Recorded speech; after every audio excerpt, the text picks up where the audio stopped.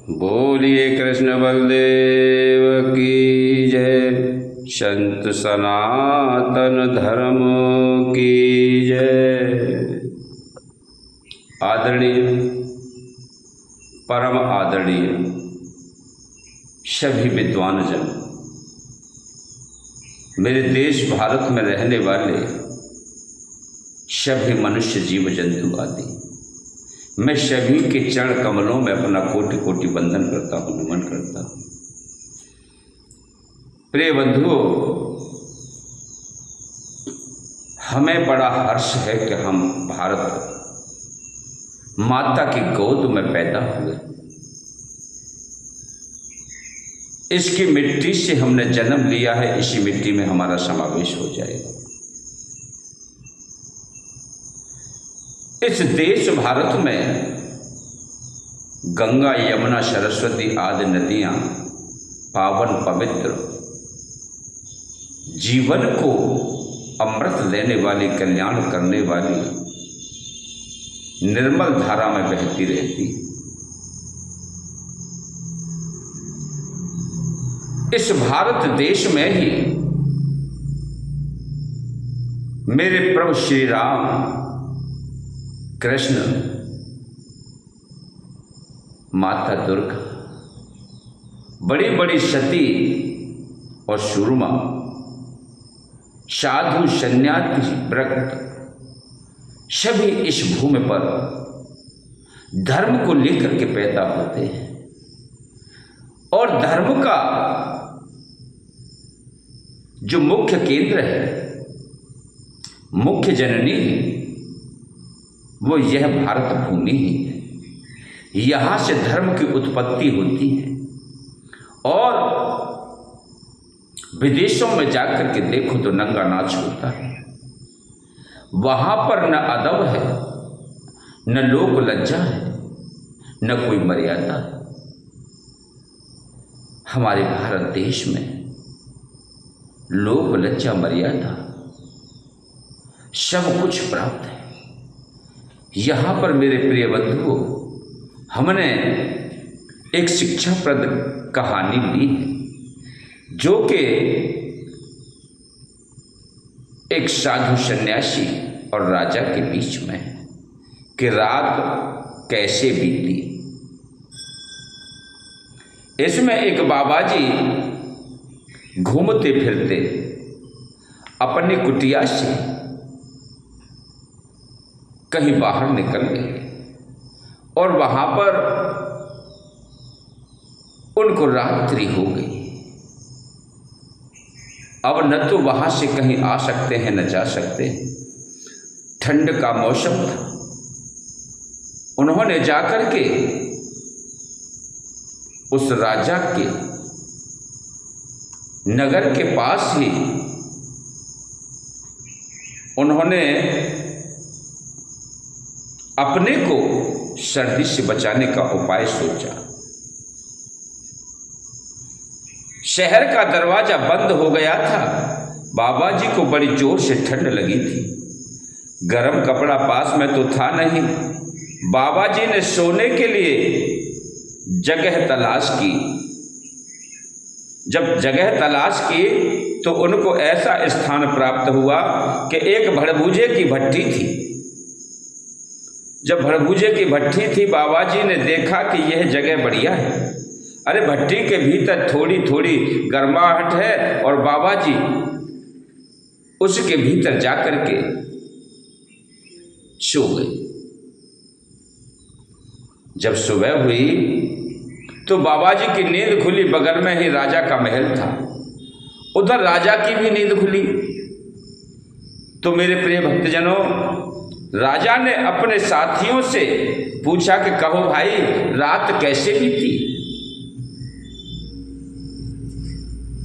इधर बाबा जी ने भट्टी के भीतर से ही बोले कि कुछ तुम्हारे जैसी, कुछ तुम्हारे से अच्छी। राजा को अनजानी आवाज सुनकर के थोड़ा सा आश्चर्य हुआ। राजा ने फिर पूछा कि रात कैसे बीती। बाबा जी ने फिर कहा, कुछ तुम्हारे जैसी, कुछ तुम्हारे से अच्छी। इस प्रकार राजा सुन रहा था। राजा ने अपने आदमियों से कहा कि अरे भाई, बाहर जाकर के तो देखो ये कौन बोल रहा है, उसको पकड़कर मेरे सामने तो लाओ।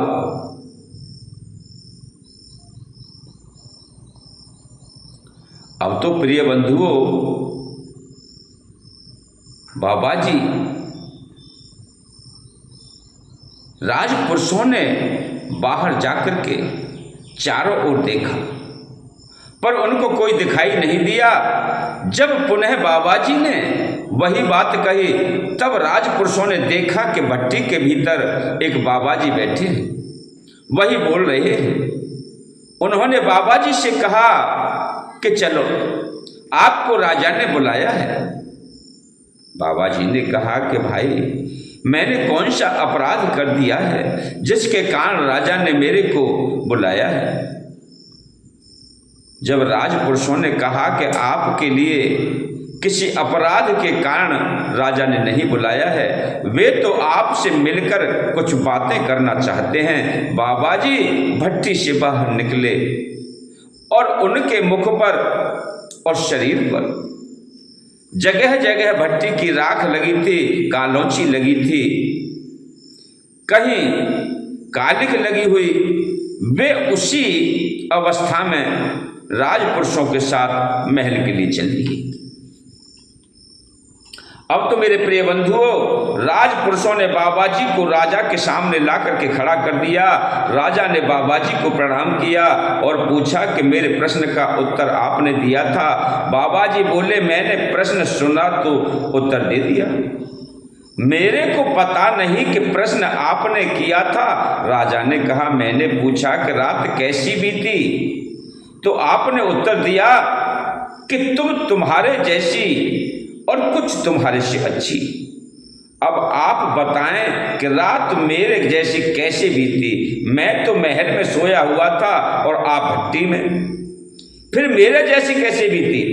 बाबा जी बोले, अरे राजन, जब मैं और आप सो गए, रात्रि का समय था, तब न जाने उस निद्रा में खो गए। तब न तो मेरे को ही भट्टी याद रही और न आपको वह महल ही याद रहा। तो हम दोनों बराबर हो गए ना। कहिए राजन, हैं कि नहीं हम बराबर हैं दोनों? जी हाँ, जी महाराज। आप नरम नरम गद्दों पर सोए हुए थे और मैं नरम नरम और हल्की हल्की गरम गरम राख पर सोया हुआ था। तब राजा बोला, और मेरे से अच्छी कैसे हुई? बाबा जी बोले, नींद खुलते ही आपको अपनी और राज्य की सैकड़ों चिंताएं सताने लगी, पर मेरे को कोई चिंता ही नहीं है कि महाराज, जब आपकी निंद्रा टूट गई तो जगते ही आपके दिमाग में, आपके जेहन में, आपके शरीर में बहुत सारी क्रियाएं कार्य करने लगी कि राजपाट को कैसे चलाना है, किसको दंड देना है, किसको न्याय देना है, कहाँ से क्या सामान आना है, कहाँ से क्या अस्त्र खरीदने हैं। बहुत सारी क्रियाएं आपके मस्तिष्क में घूमने लगी, लेकिन हमारे दिमाग में तो केवल प्रभु एक ही चीज थी कि हम परमात्मा के चिंतन में मस्त थे। कोई टेंशन ही, नो टेंशन। हम बिल्कुल माइंड फ्री, बिना चिंता के आपके सामने।